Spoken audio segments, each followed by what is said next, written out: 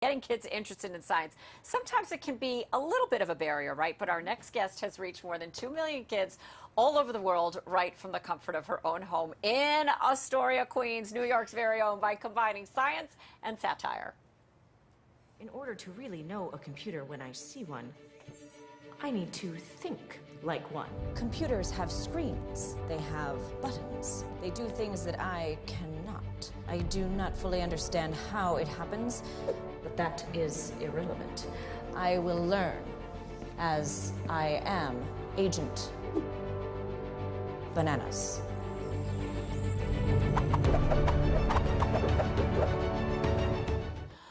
I'm in love. Science with Sophie is the brainchild of actress, comedian, educator, judging from that, director, executive producer. I mean, Sophie Shrand. Graphics whiz. Everything. She joins us live this morning. Sophie, good morning. Thank you so much for being with us. Thank you so much for having me. What a treasure. What a treat. Yeah, you're the treat. Also, I understand a huge congratulations are in order because you just won a Telly Award for Best Online Series. Congratulations.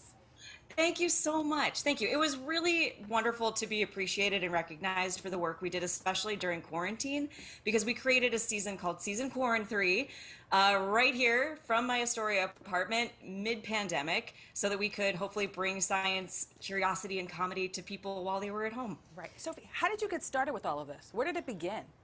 Oh, 2016. Well, really beyond that. I have degrees in behavioral neuroscience and theater. I've been an actor my whole life, and I've always been really naturally curious.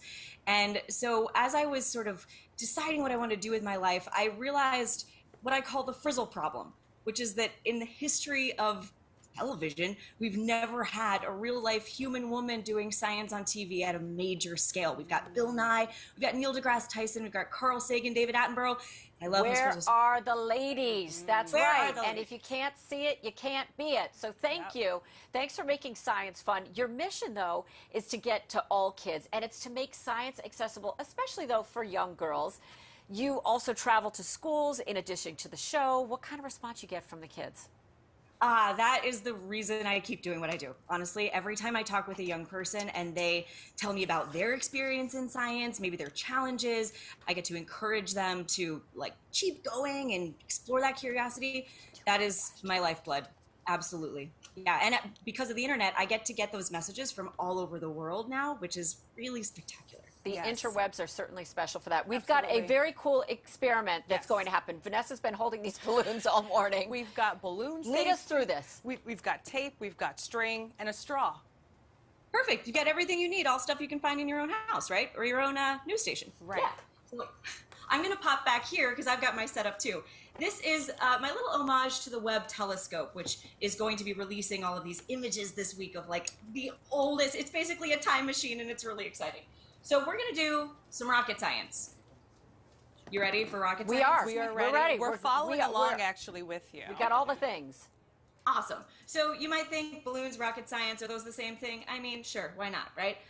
Because this is going to give us a start about what the real premise is behind rocket science, which is propulsion. Right. Yeah. So we're going to blow up our balloon. I see you've already got yours blown up. Yep. When we blow up this balloon, we've got a lot of air under pressure because that rubber of the balloon is trying to continue to go back down. Right. So I've got my piece of tape. We've got our balloon.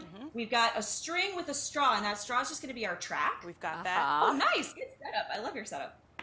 And we're going to just see if we can get our balloon to go upward, because if we just dropped a balloon, gravity would take it down. Right. But with some force behind it, some propulsion, perhaps we can get it to go up. All right. So tape your balloon. Right. Yep. The straw right there, holding on with your clothespin or your hand, and then on the count of 3, let's let go. But first, what do you think might happen? I think I'm about to get a black eye. There's going to be That's some what movement. I think is going to happen. Well, maybe you want to hold it a little bit Yeah, I know, up. away from the face. I know, Right. not the face. I say this all the time in tennis. Not the face. Not the face. Not safety first. Safety first. Exactly. Hashtag for safety. Ready? And we're going to let go in 3. 3, 2, 1.